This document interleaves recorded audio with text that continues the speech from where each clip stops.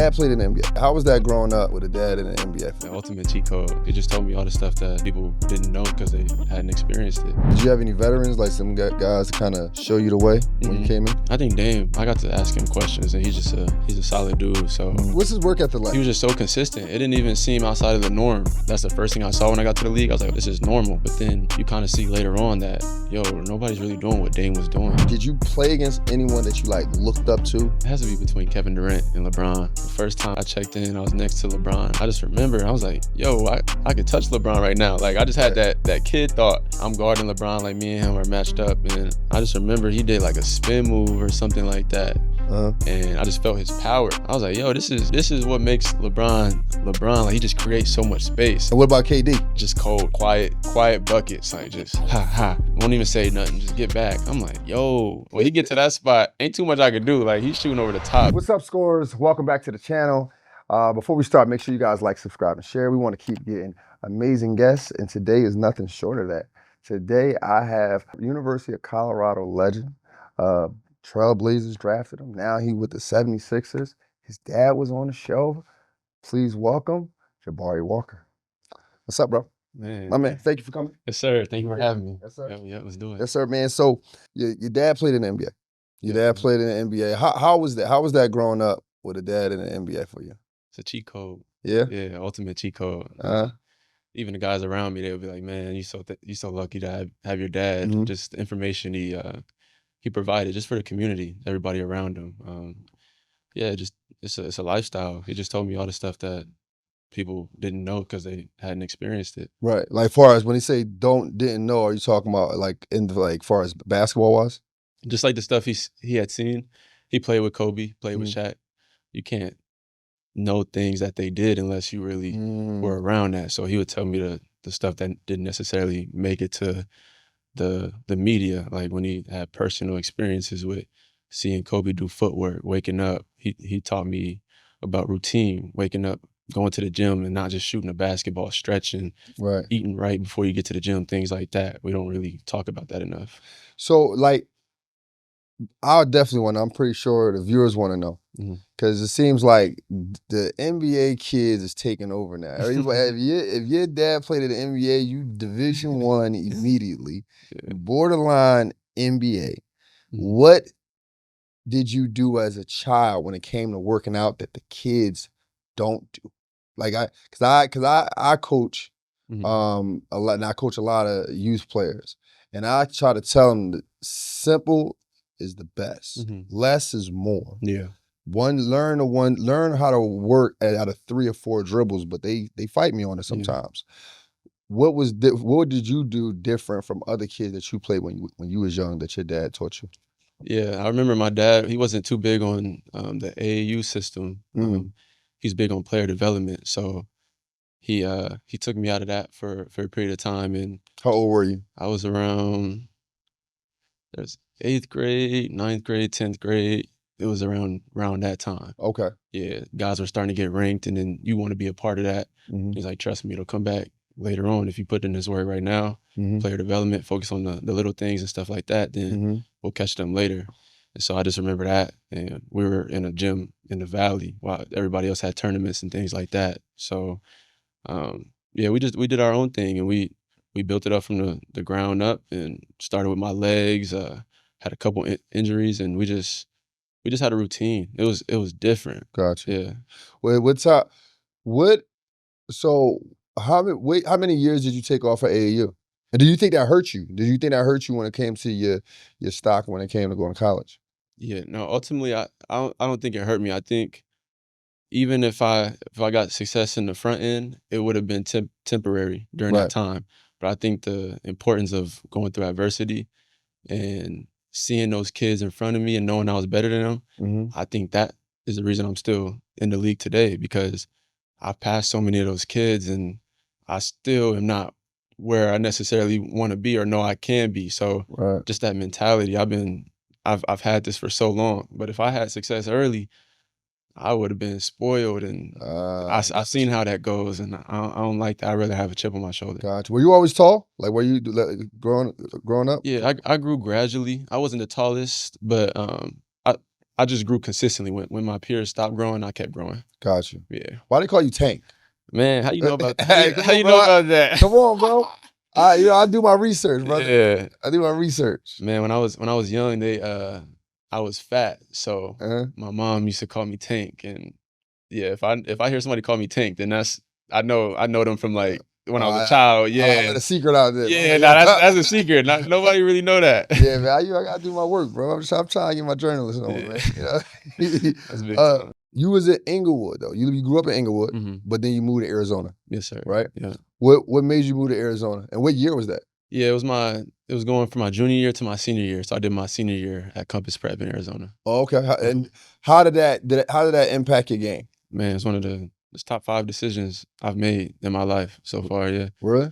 Yeah, just for my career as far as basketball. I went from mainly being at an academic school, which was great. Was it in Inglewood? No, I would go from Inglewood to Campbell Hall. Okay, Campbell Hall. I would make that hour and a half City. bus ride. Yeah, so I got great education, and then I started to just outgrow everybody around me, and then they were like, "Man, you kind of need a different environment, like something with some more coaches and things like that." And then the coach from Compass, Pete Caffey, he recognized me and talked to my pops and was like, "I think this would be big for you to do for 1 year." And I remember my dad, he was telling me all the pros and cons, and he was like, "It's ultimately up to you. Like, you betting on yourself. You're the man here at Campbell Hall. We can see where it goes, but you going to Compass where it's gonna be some 4 stars, couple 5 stars, and you're gonna have to earn your way." And so I was like, "Man, I want to see where I'm at. Like, let's go." We trained hard that summer. Got to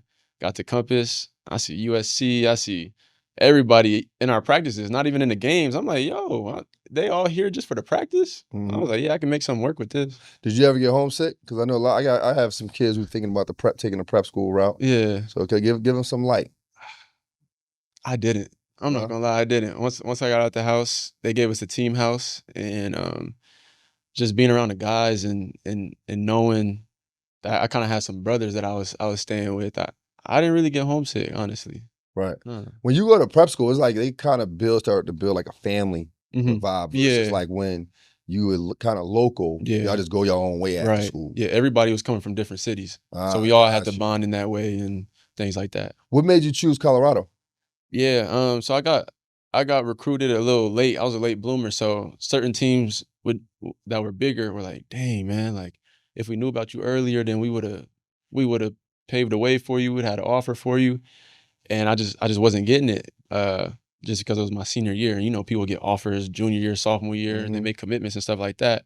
So Colorado, they came and they had a spot, and then they watched me practice, and they're Pac-12, so they would play against the Cows and the USC's, UCLA's, and stuff like that. But they weren't the the big time school, but they still had the platform. I went to school in Colorado. Okay, a little bit about it. Yeah, exactly. So I just went back. I started watching videos. I seen they play fast pace, and seen some of the forwards that got drafted before there. I got to talk to them, and they were like, "Man, Tad Boyle's big on defense and just energy and things like that." So once I heard that, I was like, "Oh yeah, that's gonna set me up for success." You probably had a good time in Colorado, huh? Yeah, for sure.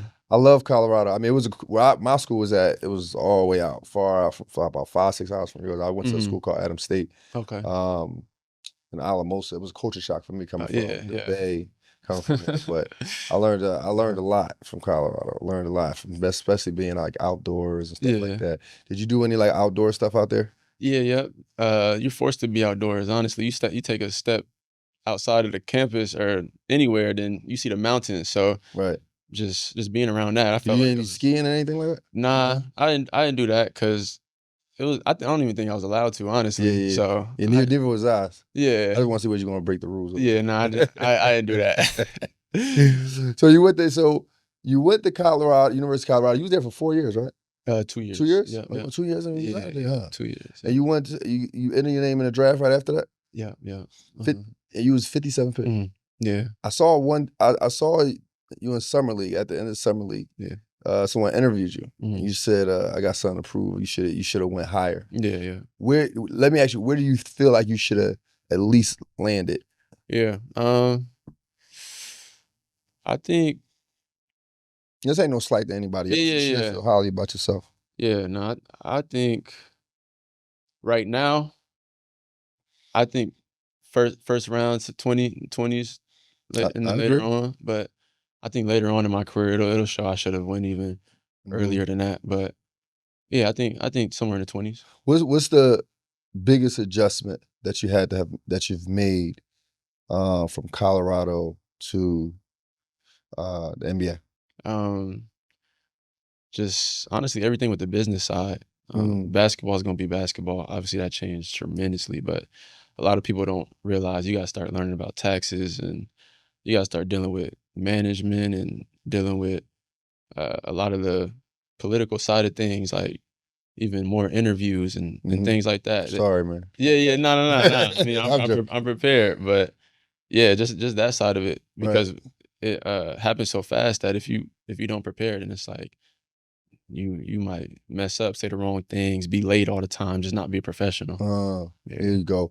Did you have any veterans, like some guys to kind of show you the way when you hmm came in? Yeah, I think Dame. I got to ask him questions, and he's a solid dude. So Mm. he Dame Lillard, right? Dame Lillard. Yeah. Yep, yep. Just want to make sure everybody. Yeah, yeah, yeah. Dame Lillard. Yeah, just got to chop it up with him, and he was just humble, down to earth. Mhm. So. What's his work ethic like? Is it really, is it because I remember following him when he first got into the league, and I remember Mhm. watching his workouts on YouTube, and Yeah, I'm like, dang, he working hard, bro. yeah. You've met him like in year 10 for the Blazers, I Mhm. want to say, right? Yeah, What was his work ethic like yeah. in year 10? I wish I got to appreciate it more. Honestly, I was so caught up with just staying in the league and making it that I didn't realize, like, that was actually greatness in front of me, but it was just he was just so consistent. It didn't even seem outside of the norm, like, because that's the first thing I saw when I got to the league. I was like, "Okay, this is normal." But then you kinda see later on that, yo, nobody's really doing what Dame was doing. Yeah. What was he doing that was like Um, that stood out to you? he was just he always had a set routine, like, even when guys weren't shooting, Hmm. he was doing that. When I first got, introduced to the facility, he was in there working out, said, "What's up?" He was, like, one of the only guys in there, and I was, like, middle of summer, so just times when guys would be back home and Hmm. doing their own thing, like, I think he's always in the gym. Good shit. Yeah. I mean, I think Dame always. I was telling this earlier, not earlier, earlier this month. I was like, if he wins one ring, he top five. Mhm. He top five all the time. I think he should have stayed with the Blazers. I Uh-huh. mean, he going back now, but he just he was a breath of fresh air for those guys. I mean, he's still a legend. Obviously a legend. Mhm. Gonna get his jersey retired. I think he's a Hall of Famer as well. You also was coached under Chauncey Billups. Mhm. Chauncey Billups went to the University of Colorado as well. Yeah. One of the most important things you learned from him this far? Um, I he was big on everyone just having a role and being an expert in that role. So Mm-hmm. I think especially with our team being young in Portland, they would tell us roles that we had and I would just kind of talk to him about that. And he was like, look, if you do this and do it at a high level, then you earn more and you continue to work on those other things, but just do what you know is gonna get you playing time. Right. So I think that differentiates a lot of young guys that stick in the league and don't. Uh-huh. Everybody wants the ball in their hands and they Yeah. want to play like they did in college. And Yeah. when you get to the league, you think everybody else isn't a pro. You think you just come to save the team, like. Right.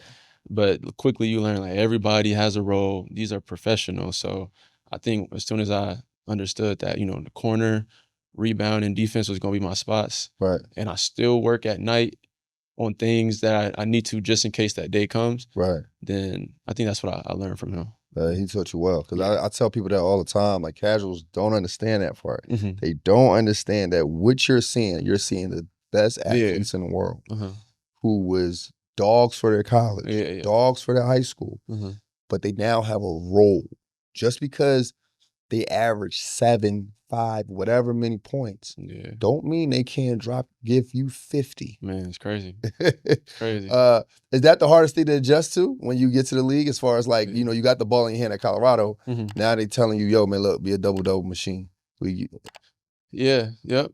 It yeah, was tough. Even expecting it, like I knew that's what it would be, but there's so many games that you're doing that consistently, Mhm. and it's like you kind of miss the days where you at the park and just had the ball in your hands and things like that. But when you playing with these guys that are high level scorers, it's like this becomes your job. So you view basketball a little differently. It's not you bringing the ball up doing whatever anymore. It's like your job is to do this. This is gonna get you paid. Do you want to play for fun and play for what they don't need you to do? Or do you want to make money still playing the game, but just playing it in a different way? How is that though? Because you said you're doing it for so many games. Uh-huh. Obviously, the NBA has the most games. Yeah. Playing 82 games a season. Mm-hmm. How is that? How is that adjustment for you? Yeah, that was a big adjustment, especially that rookie year. It's like by the time the college season would have been over, it's not even All-Star yet, and then All-Star break yet, in the NBA. So I'm like, I honestly thought it should have been illegal the way they had us Really? playing, but then I'm like, everybody else is okay with it. Like it's me, Uh-huh. I gotta adjust. Yeah. But the back-to-backs, people don't realize. Like they just turn the TV on, they're like, oh, okay, blah blah blah is playing, but you don't realize they played the day before, took a break, they played the day before that too. Like it's so many What's a games. typical? Because I want people to understand this. I try to Mhm. break this down to people. Obviously, I never played in the NBA, but Yeah. I understand it. I see it. I understand how hard it is on the body. Mhm. On a typical back-to-back, Mhm. what is that like? Are you get in 6 in the morning? Are y'all Yeah. get a rest? Do y'all go practice? Yeah. It could be worse depending on where you're flying from and where you got to go next. But let's say the game ends at uh 10. The game ends at 10. We got to get on the plane, things like that, shower. So we get on the plane around 11, maybe 12 sometimes. Get into the hotel. Earliest is like 1:30. Sometimes it could be later than that.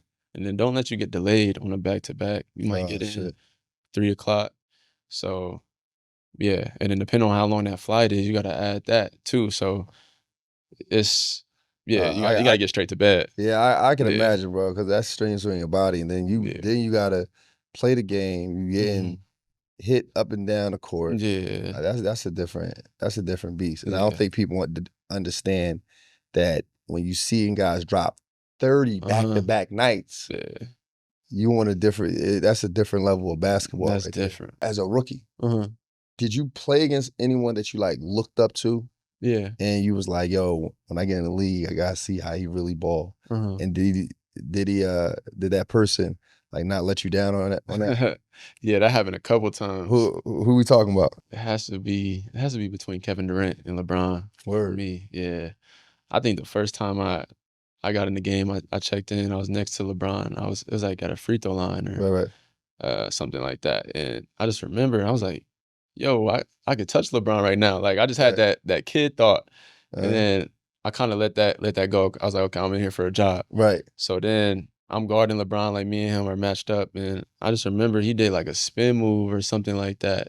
Uh, And I just felt his power. Like I was like, yo, this is what makes LeBron. Like he just creates so much space. And then mm, after he did a couple moves, like I just seen people start moving out the way. And I'm like, that's what makes people move out the way because once you feel LeBron's power, you just kinda know nah, for sure. that he earned that respect. Uh, So how much he give y'all that night?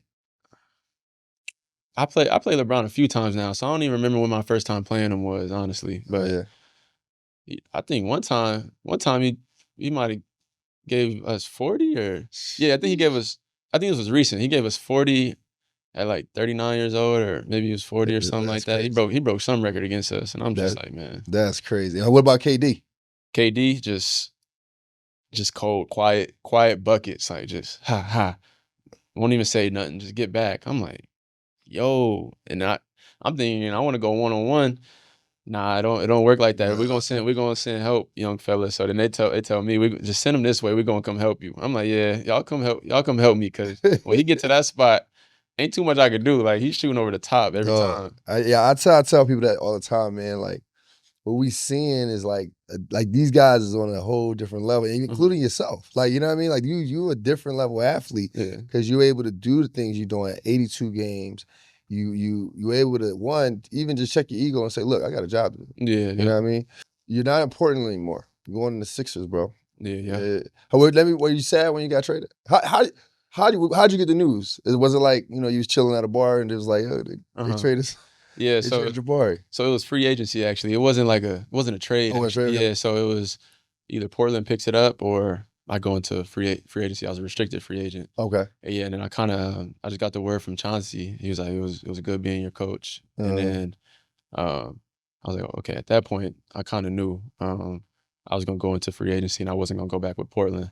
Gotcha. So I was prepared for it, but then that night, like just memories and stuff with all my guys back in Portland, and then I got a home in Portland, so started thinking about that. I got an attachment to that, and then just like 3 years, that's a good amount of time. Like you build friendships, you got certain restaurants you like going to, certain things like that. So then I just started thinking, I'm like, a fan favorite over there too. Yeah, they love me. Every time I was out, just all love. They appreciate that energy stuff. So yeah, it hit me. Yeah, you'll get the same love from Philly, but I'm telling you, man, just play hard. Just play hard. Philadelphia fans gonna love you no matter win or lose. They know you willing to dive in the stands, get the ball, get double. They're gonna love you, bro. Yeah, I'm excited. Well, so we got this segment called Brainwash the Thing Elite, right?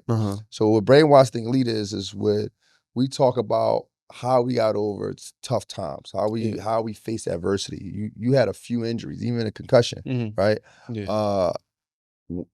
You're trying to stay on the court. You're trying to keep your job. You're trying to prove yourself. But damn, these injuries keep happening. Yeah. What is the mental process? What are you thinking about? How are you keeping yourself positive? Yeah. I think there's certain things you can see when you're not playing. You kind of see the game differently. So if you don't waste time just moping around about your injury, then you can actually still improve. Like I don't know if you have this experience, but when you're not boxing, like when you watch boxing or watch certain fighters and you come back and start boxing, then it's like almost kind of like you've been working. Yeah, like you start doing new stuff. Yeah, so it's kind of like that with basketball.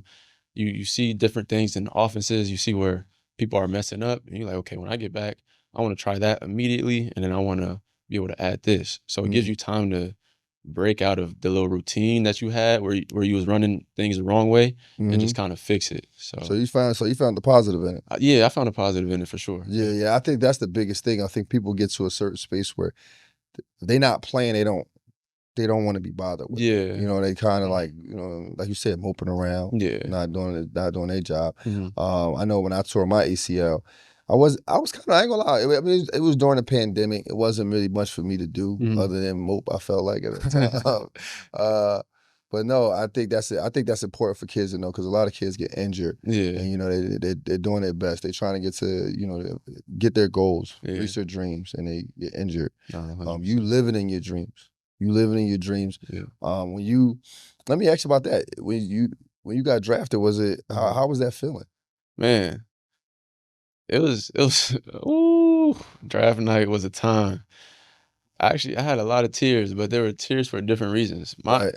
My first reaction was disappointment, was upset because I went so late. And my dad actually, he was the person that called me out. He's like, man, you got all these people here for you, and you're just upset, like you're not really enjoying the moment. Right. This is a one-time opportunity. You got drafted. Only 60, even that time it was 58 people because there was 2 picks that didn't get drafted or whatever. So only 58 people got drafted. Wow. That year. Like the percentage of that is so rare. Right. And then I'm disappointed because I went second round. I thought I was gonna go first round and things like that. So at first I'm crying because I'm upset and things. But then once he said that, I was like, man, I looked around. I had my homies to the right, homies to the left, had my mom right there, had brothers, sisters all around. And then I corrected that right away. That's good. I mean, I think living in the moment, being in the moment is very important because we often get caught up with what we could have had or what we should have or the things that we should have in the future.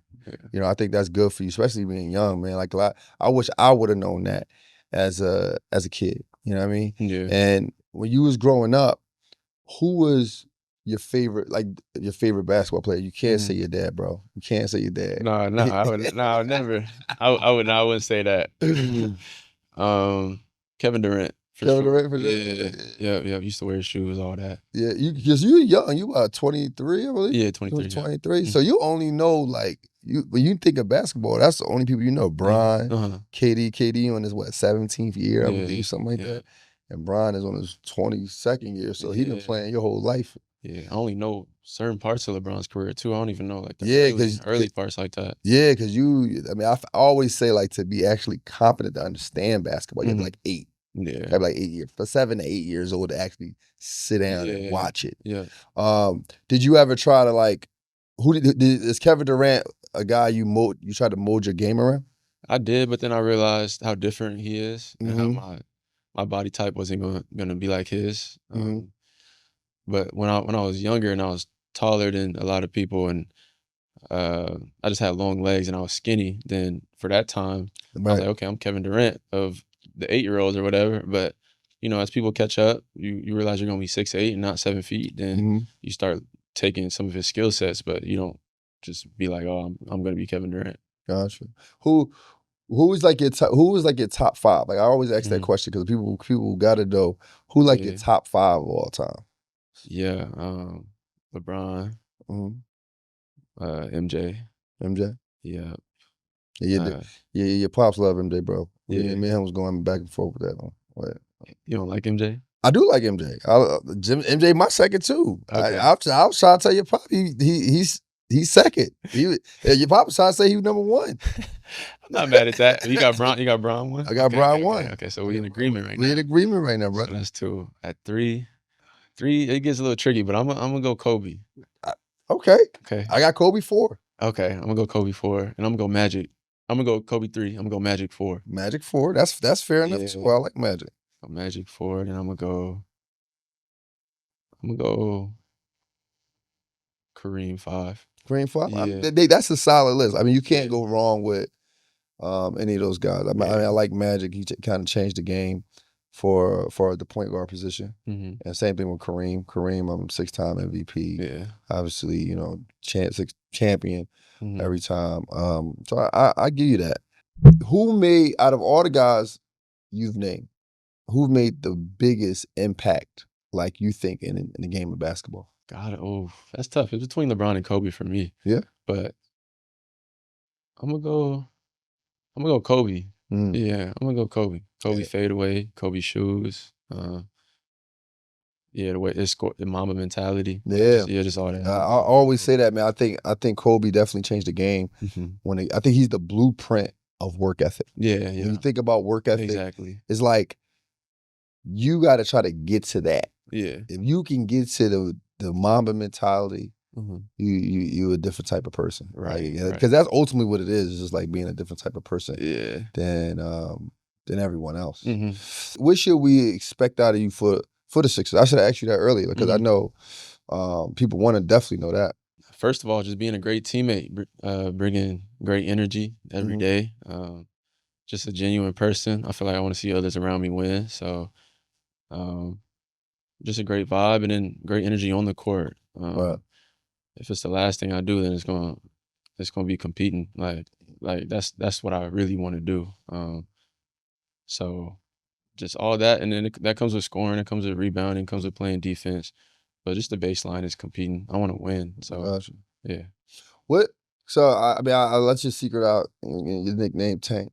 What do people like? Give us something that people don't know about you.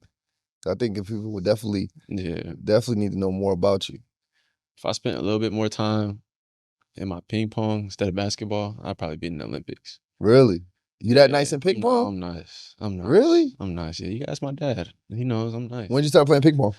I started when I was like, I started young. I started when I was like 5th, 6th grade, and that's what planted the seed. And then we had a table. I think it was 8th or 9th grade at my school, and then I used to just run everybody off the table. Like, word. Yeah, just go there when the bell ring, grab the paddle. I'm first on, and just. Did you play any other sports outside of basketball before growing up? Yeah, I tried football. It was like 4th or 5th grade, and I was good. I was really good. I caught every football. The coach was like, "Man, you throw him the ball, he gonna catch it. He said that in front of everybody. He told the parents that, all that. But that was the week we didn't have the pads on. The day we put the pads on, they start throwing the football at me again. Man, I can't see the ball anymore. Like the helmet is all in my way. I start hearing footsteps. Like everything got messed up. I was like, yeah, nah, I don't know if I can do this no more. Bro. I don't believe it. I stopped at the flag football, bro. Yeah. I was good. I was good. I what we couldn't afford. I wanted to do it, but we couldn't afford the equipment. Yeah, I wanted to make it easy on my mom and be like, you know what, man, just give me some $40 pair of basketball shoes, and I just go out to the park and I shoot around all day. That made my life easy. You know what I mean? What you plan on doing when you get to Philly? Have you had a Philly cheesesteak yet? Nah, I haven't had a Philly cheesesteak. Not like. Are you even interested in having a Philly cheesesteak? I am. I want a real one though. I feel like the ones that I've been seeing, it's kind of ruined mine. So you never had it at all, like anywhere else, like even in Portland? I'm pretty sure Portland got some Philly cheesesteak place out there. I had a couple when I was younger. I definitely didn't have none in Portland, but when I was younger, I had some out here, and then people just kept telling me it wasn't a real Philly cheesesteak. So I've had whatever version California has. You know, I'll tell you off camera, but it's a cheesesteak. It's an authentic cheesesteak place. Oh, here? Yeah. That I personally go to, and I can stamp it for you. I might as well wait now. I'm about to leave. No, for sure. I 1,000% agree. Definitely wait. Definitely wait. We was talking off camera about you boxing. What has boxing done for you as a person? Because for me, I always say every man should try some type of a combat sport. So for a few reasons. One, you realize you can't fight. Yeah. 2, self-discipline. Yeah. 3, emotional control. What has it helped you with? Man, like 10 things. 10, like, name them, man. Like, yeah, a lot. I could ramble a little bit. Yeah, man. Okay. It is a podcast. That's the difference. Okay, I'm used to the interviews. That's what I said. Precise. You was answering these motherfuckers quick. Yeah, exactly. This is my first time being on a podcast. Yeah, you supposed to just chill, vibe. Yeah. Okay. I like the podcast vibe a little bit more. Yeah, yo gotta just answer straight up. You got, you could tell me like, but I gave KD some buckets too, man. Okay. See, that's why we gotta do a second part at some point. No, we can keep going. We got some time, brother. Before you go ahead, answer the question.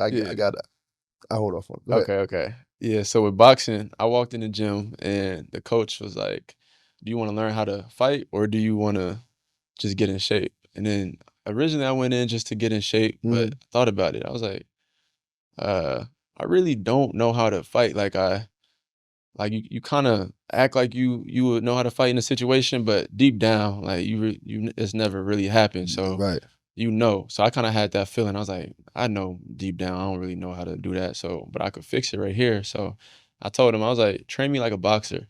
Like forget me playing basketball. Just treat me like a boxer.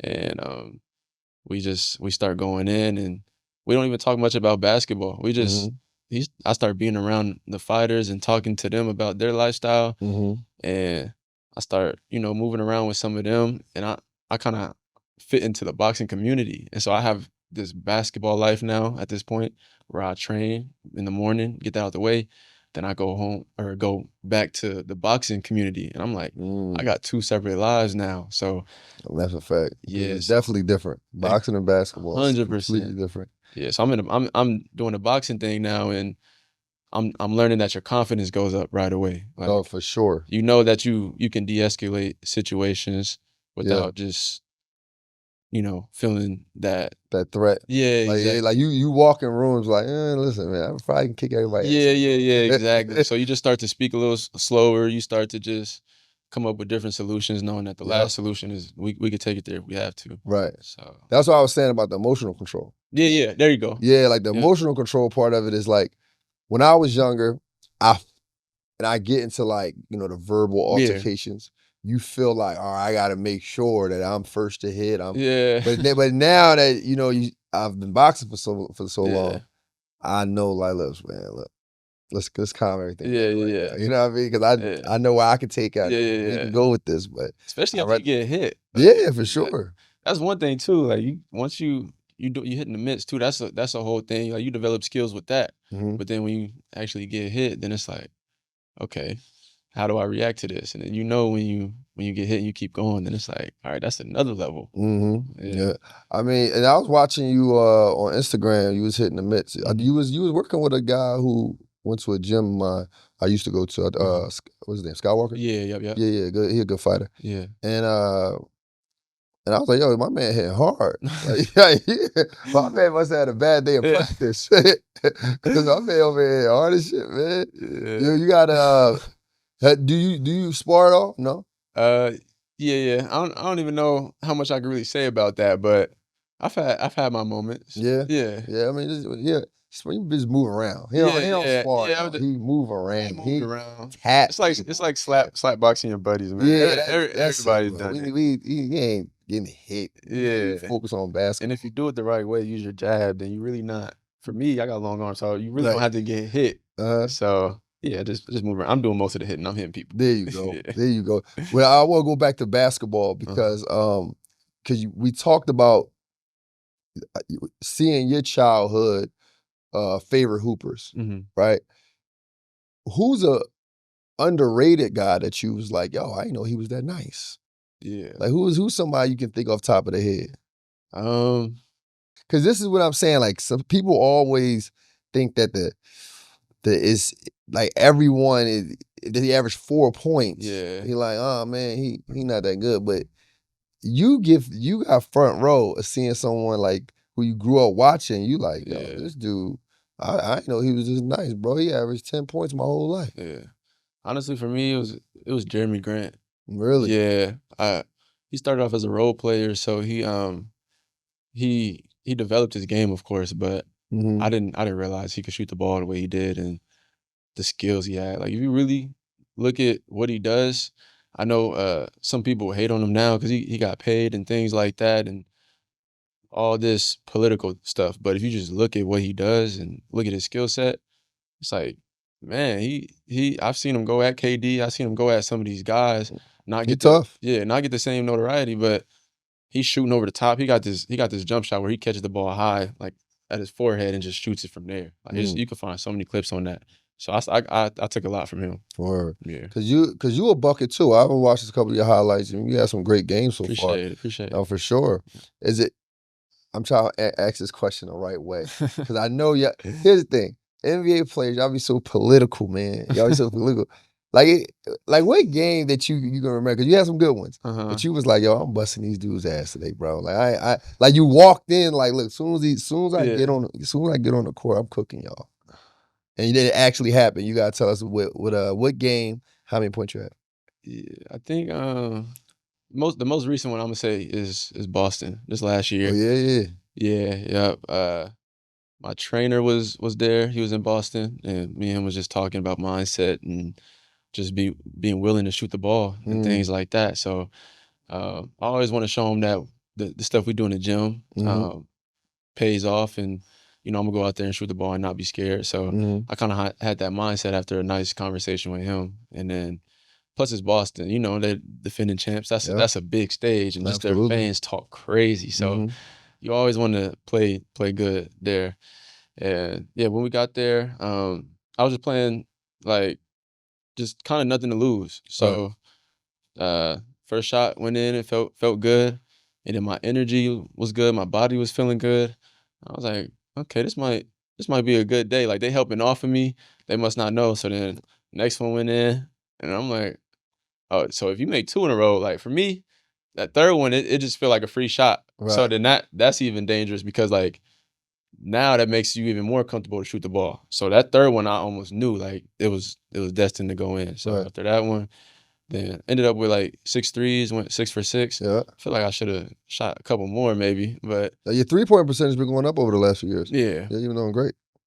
Well, let me ask you this, because I think people want to know this so we understand the NBA a little better. You have good games, right? Like you had these 20-point outbursts or whatever. Yeah. Does the coach come back to you the next game and say, yo, look, we need you to do that for 10 more games? You got the green light. Or does your role go back down to what it was? That's a good question. Depends on who you are. Yeah. Honestly, yeah. You. I mean, you dropped the buckets. You in the league. Did they come to you and say, look, You do this again, bro. You got the green light for the rest of the season. Not from my experience. Nah. Maybe if I was making $10 million more dollars, then I would have that conversation. Right. But you know, the NBA is a little bit political. So Right. let's say it's somebody that makes a little bit more money had the game that I had, then it's like, we pay you to do that. I want you to do that again. Yeah, I got But it's like if I do that, then it's like, okay, you had a good one, but we don't really pay you to do that yet. So I didn't really have somebody pushing me like that to just go out and score and shoot as much as you can, blah blah. But it also boils down to the program you're with too. And I've already talked to some people from Philly, and they're like, man, we have this philosophy where if you open, shoot the ball, especially with like my percentage going up, and that's certain things like that instill confidence in you. So it could just be a change of organizations. Unleashes something else from you to be more aggressive, which allows you to play more freely and play. It did it for James Harden. Yeah, for sure. Yeah. What you know what? I wanted to go back to something you just said earlier about mindset and confidence. Was there ever a time in the NBA where you felt like you lost your confidence? For sure. Yeah. A couple times. A lot of times. Because I want, like I was telling you when we first met, I want to really inspire and motivate, the guys you trying to get to your position. Yeah. Right. And then also these conversations can help people off the court too. They can help the guy who wakes up every day and go to work. Yeah. Because we all lose our confidence at some point. No one's excluded from that. Yeah. What was the time you had lost your confidence? Man. Rookie year was a tough year. You go from playing 30 minutes a game, whatever, every game, and then you come rookie year and it's like you're dressing up and family's coming to watch you and you don't play the whole game. Like, that's crazy. That is tough. You working out, you practicing like everybody else, maybe even harder because you might not play. So you got to go a little harder just to get more reps and things like that. And then when the fun part comes and the arena's packed, you got the smoke coming out everywhere, you got the Jumbotron working, fans cheering you on, things like that. And you're like, bro, if I get in there, I know I can do something. Like just off my energy right now. Right. And then it's like they don't look down to you. They don't look down your way and call your name. And that happens over and over again. It's like, yo, like, what am I getting paid? What am I getting paid for? Like, it's like, am I robbing the bank right now? Like, but then you gotta remember, like, your time will come. And I had some good people around me that told me that. They were like, man, that first year, second year, even third year sometimes it's tough. Right. So I had to just stay in the gym and realize, like, I got confidence from my workouts, making 23s in a row, 10 threes in a row, tween, still having my bag, and then hitting shots in my workouts. I'm like, man, whenever they use me, I'm gonna be ready. Like, I know I'm nice. You just kind of got to keep that. But if you don't work out and get your confidence from the people around you and things like that, then that's how young guys end up out the league. They stop working, they stop shooting the ball. It's all mental. That's a good question. There's layers to that for sure. Yeah. You got to use my method. What I used to do when I used to sit the bench. I used to put my here we go. I used to put my chair out.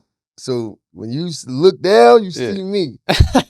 I'm yelling louder than anyone else. I don't care what he do. Free throw, let's go. Yeah. You got to use my method. I'm telling you. You don't sit all the way at the end of the bench. You got fact.